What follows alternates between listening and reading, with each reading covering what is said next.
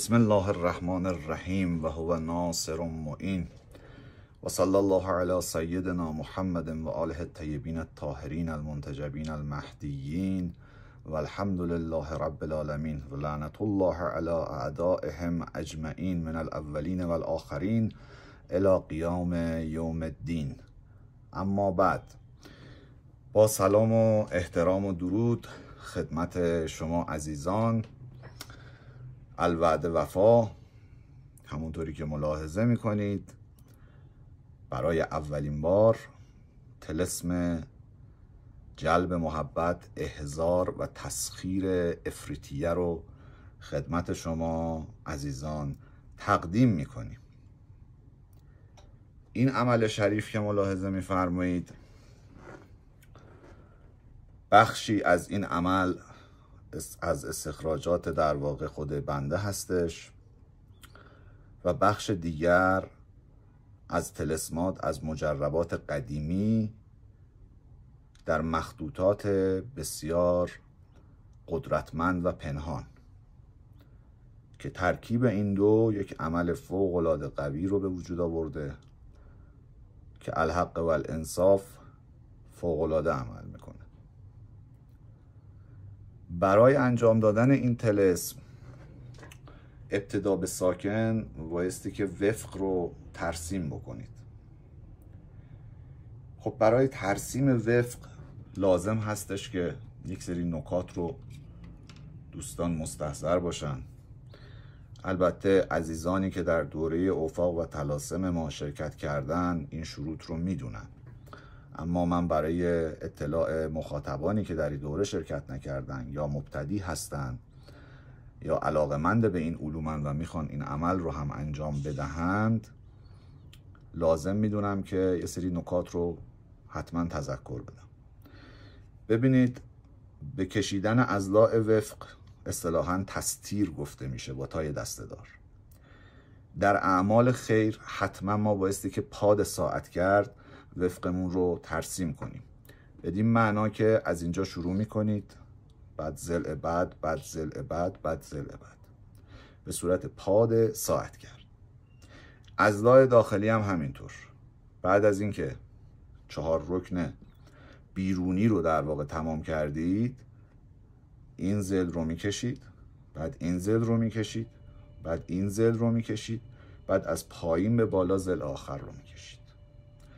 این قسمت وسط خالی هست که به این خانه، خانه قلب یا خانه قطب گفته میشه و رموزش رو خدمتتون تقدیم خواهم کرد که چه چیزی باید اینجا نوشته بشه. این مثلث شریفی که شما ملاحظه میکنید به قاعده تداخل در واقع توفیق شده، به این معنا که هر 4 عنصر در این وفق وجود داره. وتد یمین ناریه، وتد یسار فوقانی ترابیه، وتد تحتانی یسار خدمت شما عرض بکنم که مائیه و این وتد که وتد یمین تحتانی خواهد بود هوایی هست و خودنام هر کدوم از اینها رو هم شما در این قسمت ملاحظه میکنید. جناب شتلوش خادم و اون ناری هست. جناب قبلوش خادم ترابی هست. جناب حق جموش خادم هوایی هست. جناب دقسوش خادم مائی یا آبی هست. بعد از اینکه مثلث رو رسم کردید، اول این اعداد رو در 4 طرف به صورت پاد ساعت گرد می نویسید. یعنی اول 339 رو می نویسید، بعد 1632 رو می نویسید، بعد 490 رو می نویسید، بعد 543 رو می نویسید.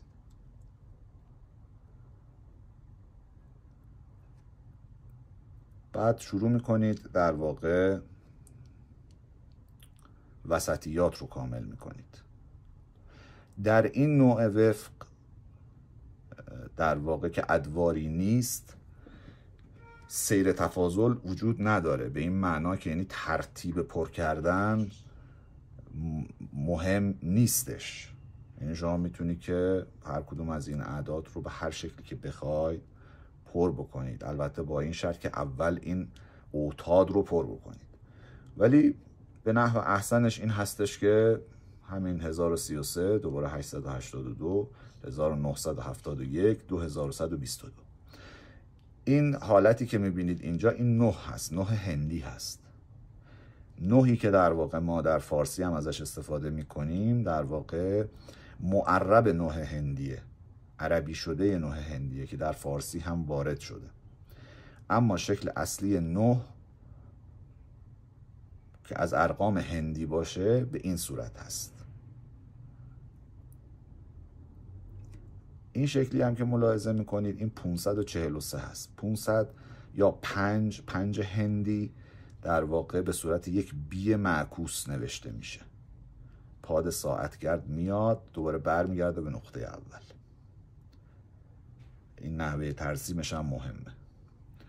یعنی از این بالا وقتی شروع میکنید پاد ساعتگرد باید بیاد برگرده به نقطه ابتدا و آغازش. بعد از اینکه وفق ما کامل شد، طلاسممون رو از بالا شروع میکنیم به نوشتن. به همین شکلی که نوشتم خیلی اهمیت داره که در واقع در نوشتن این طلاسم دقت نظر داشته باشید و اشتباهی پیش نیاد. این رقمی که اینجا میبینید در واقع 3 عربی هست. به چه معنا؟ به معنای این که اگر بخوام یک مثالی بزنم برای شما، حالا اینجا به عنوان مثال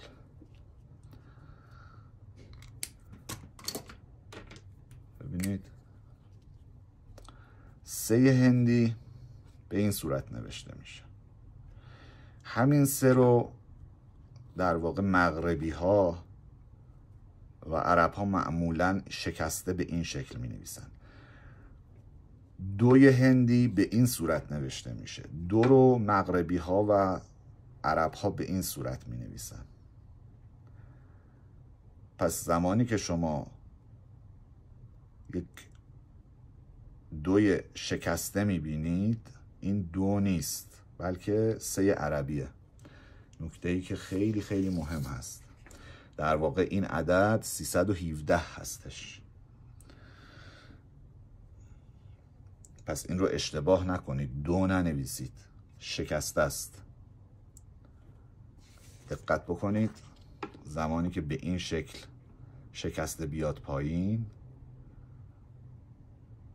3 هستش.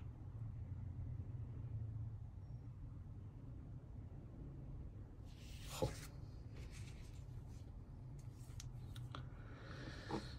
از اینجا شروع میکنید، خط پایه رو میکشید، 3 1 7 مینویسید، خط رو از راست به چپ میکشید، از راست به چپ عددها رو میگذارید. خدمت شما عرض شود که همه اعداد روی خط قرار میگیره. خط اول تموم شد، خط دوم و خط سوم. در مورد خط سوم یک نکته‌ای وجود داره که اینجا من براتون قید کردم. این حرفی که اینجا میبینید دقیقا باید به این شکل نوشته بشه. یعنی یک کافه میاد و آخرش در واقع گرد میشه. به این صورت ننویسید یا شکسته ننویسید.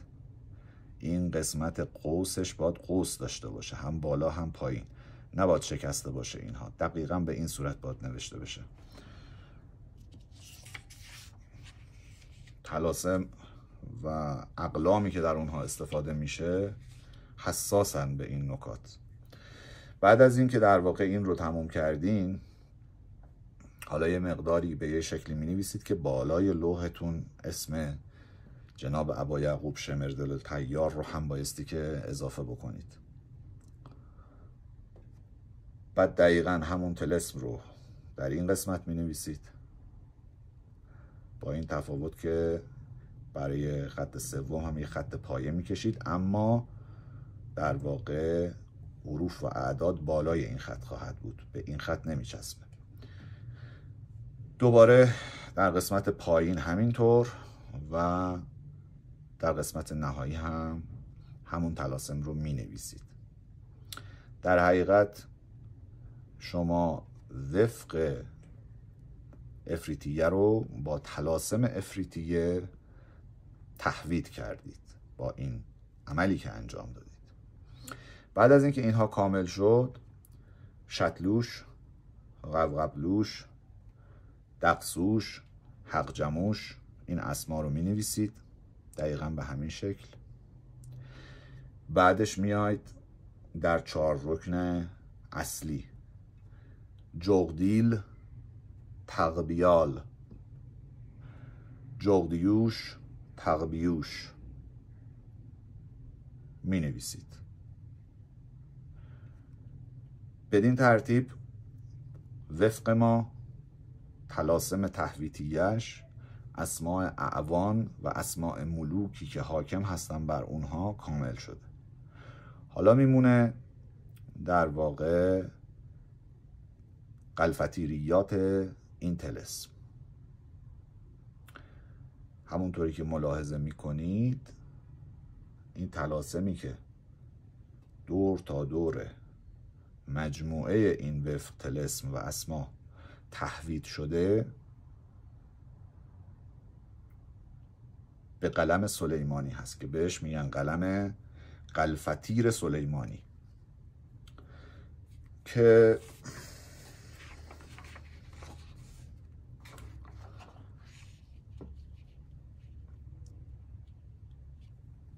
رسم الخطش و در واقع کشف الاسرارش به این صورت هست که ملاحظه میکنید که در کانال یوتیوب من تصویرش رو براتون قرار میدم. خب شروع میکنید. دقت بکنید حرف اول ما چیه؟ قاف هست. طلسم افریتیه بر اساس آیه افریتیه ساخته شده. پس قال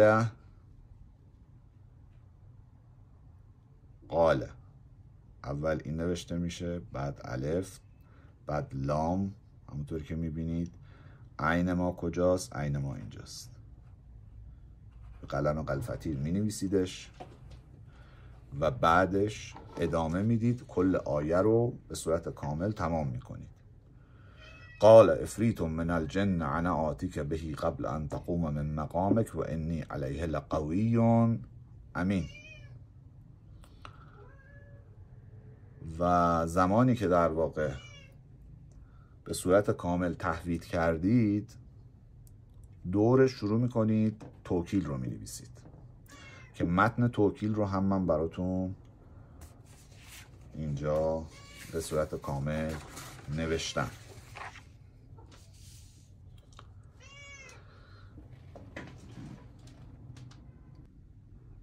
خب همونطوری که ملاحظه میکنید این متن توکیل هست که البته بایستی که به حروف مقطعه بنویسید.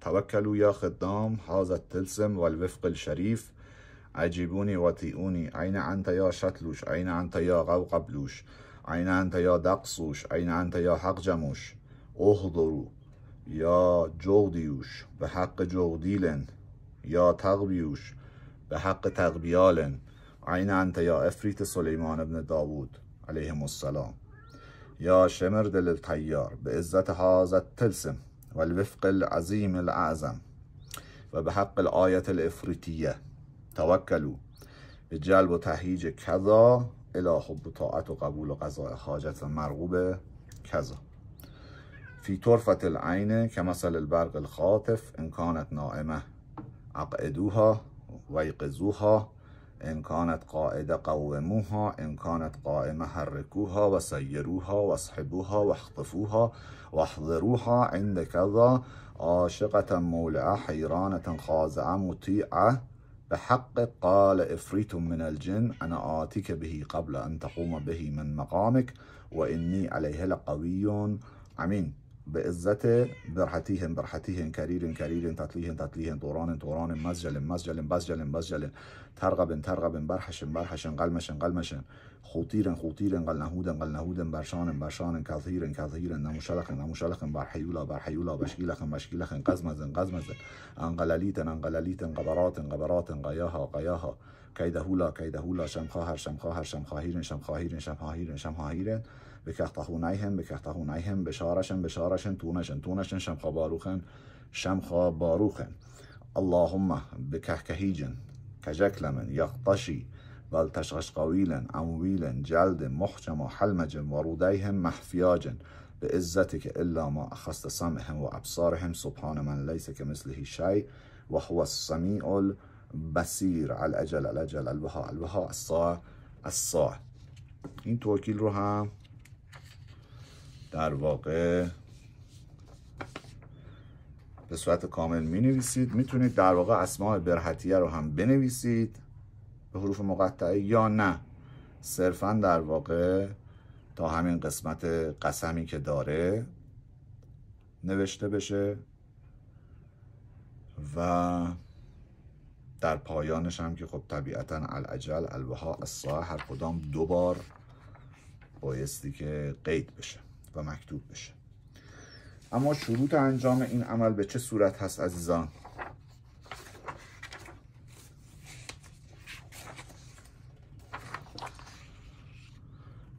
تحسین و اسراف الوی، تحسین به آیت الکرسی، اسراف به سوره زلزال یا ایقموشیه.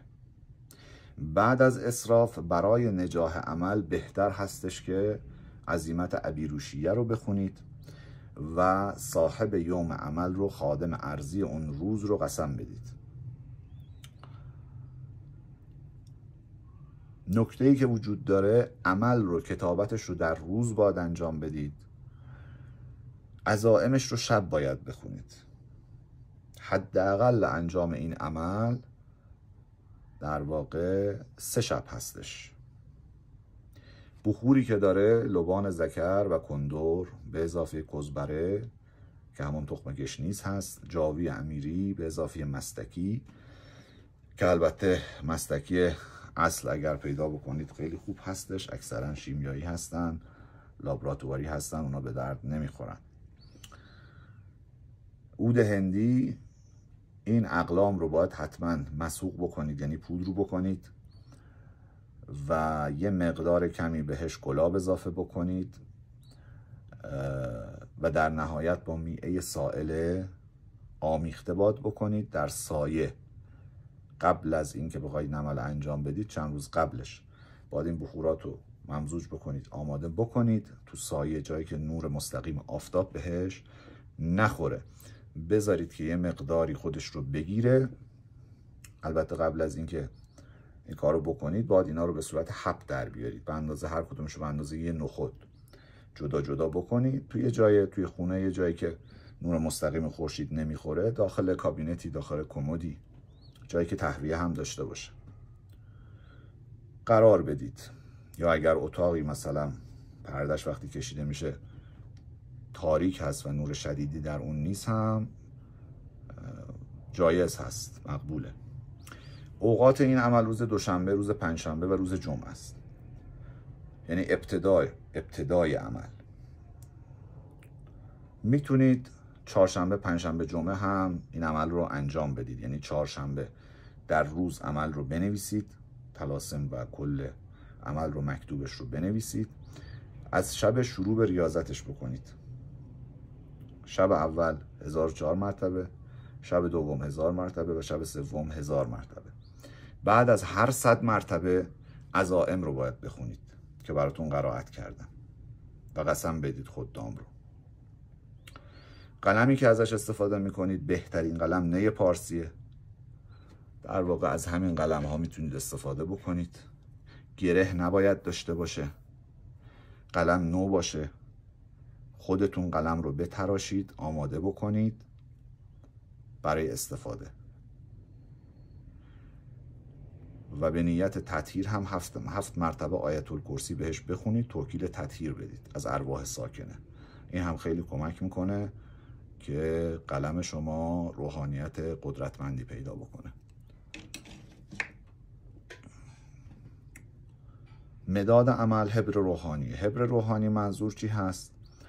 همون گلاب و زعفران هست که حالا اگر دم غزال بود میتونید بهش اضافه بکنید، یا اگر خون اژدها بود یا خون سیاوش بود، همه اینا رو میشه در واقع ممزوج کرد. ولی در اعمالی که برای در واقع شرب هستش معمولا فقط از زعفران و گلاب استفاده میشه.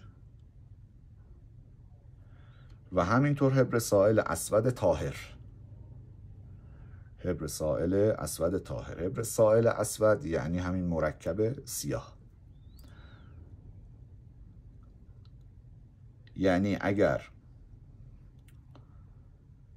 حبر روحانی در دسترس نبود، یا برای اعمالی که برای مثلا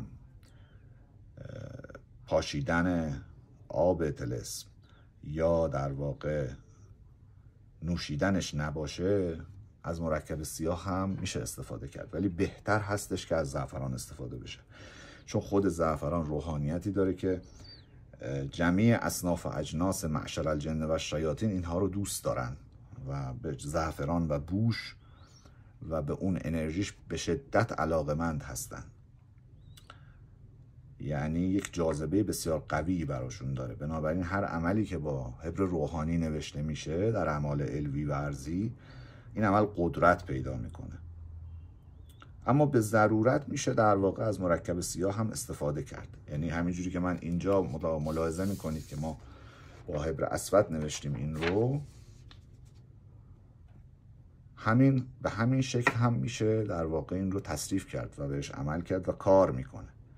اما شرط کمالش این هستش که با حبر روحانی نوشته بشه. 4 نسخه این عمل رو باید بنویسید. نسخه اول میره کنار حرارت، به شکلی که نباید عمل بسوزه. اگر عمل بسوزه باطل میشه و احتمال رجعت هم داره، به خاطر اینکه عمل علوی هست و کلن اعمالی که در کنار حرارت قرار بگیره اگر بسوزه باطل میشه و رجعت میکنه. عمل دوم رو از یک درخت شیرینبار آویزان میکنید. عمل سوم رو در واقع داخل دریا یا رودخونه باید بندازید. این عملی که داخل رودخونه و دریا میندازید رو حتما باید موم بگیرید، آب بندی بشه، به شکلی که در واقع آب خرابش نکنه، مندرس و پاره نشه، پوسیده نشه با رطوبت. و تنها راهش این هستش که مومندود بشه عمل به صورت کامل. و در نهایت عمل نهایی رو زیر یک درخت شیرینبار، درختی که میوه شیرین داره، هر چقدر میوه ها شیرین تر باشه بهتره، دفن میکنید. یک نسخه هم همراه حامل خواهد بود.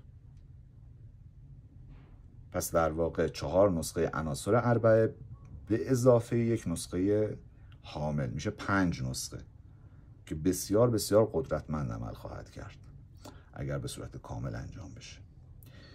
نکته مهمی که باید بهش توجه بکنید این هستش که در زمانی که چه این عمل چه کلن اعمال افاق و طلاسم و هر عملی که دارید انجام میدید، حجاب ها، طلاسم، ادعیه، تعویضات همراه، انگشتر، دستبند، اشیای مغناطیسی مثل تلفن همراه، ایرپاد، اپل واچ و کمربندتون رو، مخصوصا کمربندهای سگکدار و حتی کش شلوار راحتی که گره کور معمولا میخوره، همه اینها اعمال شما رو تضعیف میکنه. از علل عدم اجابت اعمال و ضعیف بودن اعمال که خیلی از دانشجویان و عزیزان از ما سوال میکنن، عدم توجه به همین نکات. بهتر هست در اون اتاقی که و در اون مکانی که اعمالتون رو انجام میدید هم حتی اگر در واقع گردنتون یا دستتون یا همراهتون حرزی، حجابی، دعایی، طلسمی، تعویزی هم نیست، تو اون اتاق هم چیزی نباشه. این خیلی اهمیت داره و اگر تجربهش بکنید میبینید که چقدر قدرت اجابت و نتایج شما رو بهتر میکنه. زمانی که شما کمربندتون رو میبندید، این در واقع سگک که بسته میشه خودش نوعی عقد هست و این عقد میتونه عمل شما رو تعطیل بکنه. یعنی وقتی که شما لباس بیرونی تنتونه میخواید عملی انجام بدید، کمربند باید به کمرتون نباشه. اگر باشه باید سگکش باز باشه.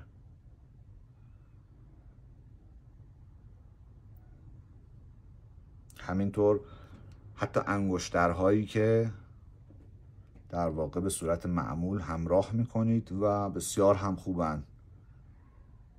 ممکن هستش که حالا اون نگین و فصی که داره روش چیزی هم حکاکی شده باشه یا نشده باشه، فرقی نمیکنه. برای موفقیت اعمالتون باید همه اینها رو از خودتون دور بکنید در هنگامی که میخواید عملی رو انجام بدید. پس این هم از این نکته. حالا در مورد عبیروشیه و قسمهای ایام، این موارد رو ما در دوره افاق طلاسم تدریس کردیم. انشالله فرصتی باشه در این مورد هم یک تدریس عمومی انجام میدیم. البته خب عبیروشیه و قسم صاحب یوم عمل رو تقویت میکنه و جلوگیری میکنه از افساد اعوان مفسدین و ارواح موذیین. ما یک اصحاب موانع و وقف و تعاطیل داریم،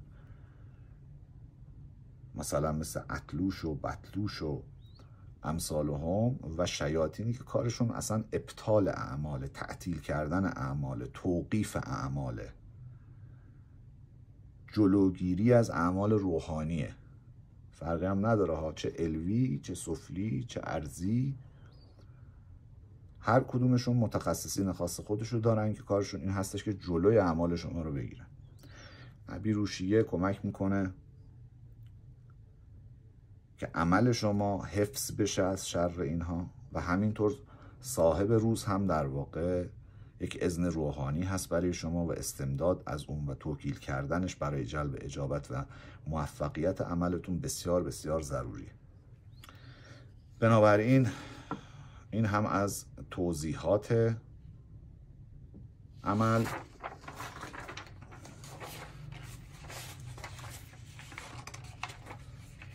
و یک نکته فقط در مورد این وفق بگم. وفقی که اینجا داریم، ببینید، نار، تراب، هوا، ما. این بالا عرش هست، پایین کرسی هست، دست راست لوح هست، دست چپ قلم هست، وسط هم قلبش قطب هستش. این شیوه یک شیوه مغربیه و از مجربات قدیمی است. در خانه قلب چیکار میکنید؟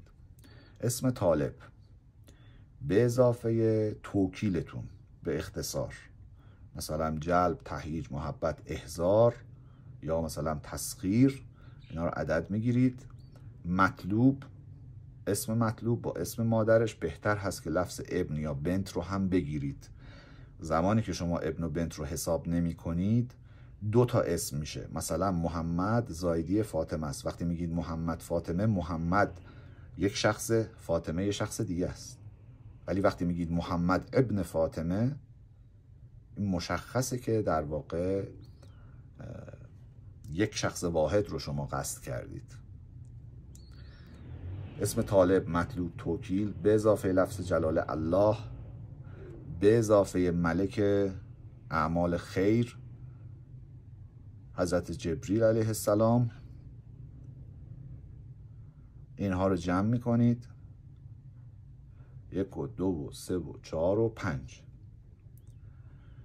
البته این اصولی که در قطب قرار داده میشه از 5 یعنی 5 تا هست تا حتی 7 هم میره و در واقع عدد نهایی رو میاید داخل قلب وفقتون می نویسید. صفرها حتما باید تو خالی باشن، 9 ها حتما باید به این شکل باشن، 5 به این شکل باشه. دقیقا با همین رسم الخط لطف کنید بنویسید. و اینکه طبیعتا خب شروط دیگری که وجود داره، از ابتدا تا انتهای عمل شما باید در خلوت باشید، در یک اتاق دربسته‌ای باشید، شخصی وارد نشه، خارج نشه، در هنگام انجام عمل حیوانی اونجا نباشه. خدمت شما عرض شود که بخوراتتون شغال و فعال باشه از اول تا آخر عمل. و زمانی که میخواید در واقع عملتون رو کامل بکنید، میتونید از سپایه چوب انار شیرین استفاده بکنید. عمل رو در واقع یا هر 5 تا عملی که نوشتید همه رو با هم با نخ ابریشم قرمز رنگ میبندید به سپایه چوب انارتون. زیرش در واقع مبخره شما هست که بخورتون درش متصاعده و شروع میکنید به ختم آیه. عدد این آیه 3004 هست و استنطاقش میشه جغد و این جغدیل و جغدیوش از اونجا میاد و روحانیت این آیه به صورت یک جغد حاضر میشه. این هم یک نکته‌ای که برای اهل کشف میتونه مفید باشه.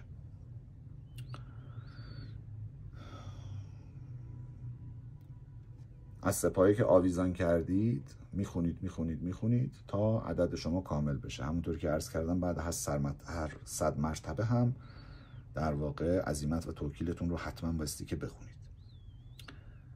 و بعد از اینکه 3 شب رو کامل کردید، انصراف خدام رو میخونید و اعمال رو باز میکنید از سپایه و طبق دستوری که خدمتتون دادیم میبرید انجام میدید، عمل میکنید. همه اعمال رو باید آب بندی بکنید، همه اعمال چه همراه باشه چه موارد دیگه که در اثر تابش نور خورشید، رطوبت، باران، گرد و خاک و امثال هم عمل خراب نشه. چون زمانی که عمل خراب بشه، مندرس بشه، پاره بشه، پوسیده بشه، باطل خواهد شد. تا زمانی که اصل عمل برقرار باشه، عمل کار خواهد کرد، مشروط بر این که ختم رو روش انجام بدید و عمل تسکین و فعال شده باشه. بسیار عالی.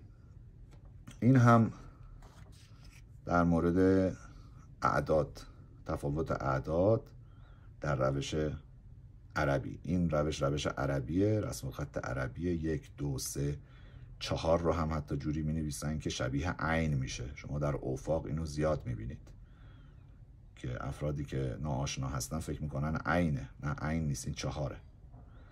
5 رو هم باز به این شکل می نویسن عربا، به این صورت می نویسن. ما در پارسی معمولا به این شکل می نویسیم. 5 هندی اما به صورت بی معکوس هست. 6 رو عرب ها به این شکل می نویسن، 7 به این شکل، 8 به این شکل، 9 به این شکل. اما اعداد هندی به این صورت هست. البته یک توضیح بدم که عدد 7 رو و عدد 8 رو در قلم هندی به این صورت هم می نویسن و در مخطوطات و نسخ مغربی زمانی که شما به این صورت تو طلاسم 5 میبینید یا 8 یا 7 رو به این صورت میبینید، اینا در حقیقت ارقام هندی هستند که به خط مغربی نوشته شدن. اینجوری نیستش که اصالتشون مغربی باشه.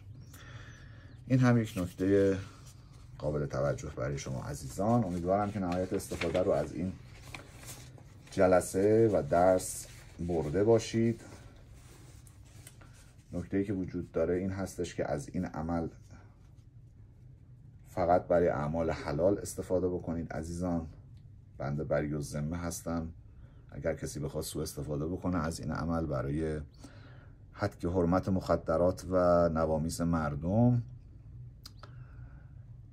اما در اعمال خیر و حلال جایز هستش، اذن میدم، میتونید که نهایت استفاده رو ببرید، اما نباید مفسده‌ای بر این قضیه مترتب بشه. یعنی چی؟ یعنی اینکه اگر شما عملی رو بزنید، مطلوبی رو، فرقی نمیکنه اون مطلوب مرد باشه یا زن باشه، تسخیر بکنید، بیقرار بکنید، بعد در نتیجه اون به بیقراری خدای نکرده فعل حرامی اتفاق بیفته بین این دو نفر، گناهش، ذمه‌اش، عرضم به حضور شما، وبالش به گردن خود شما هست و من راضی نیستم و بری الذمه هستم در دنیا و آخرت. امیدوارم که به این نکته هم توجه بکنید. شرط اذن این عمل هم قرائت یک حمد با 11 قل هو الله برای مشایخ و اساتید ما هست، با 11 صلوات و هدیه اون به مشایخ ما و هدیه اون به درگذشتگان و آبا و اجداد بنده حقیر. امیدوارم که در انجام این عمل موفق باشید و شما رو به خدای بزرگ میسپارم. یا علی مدد.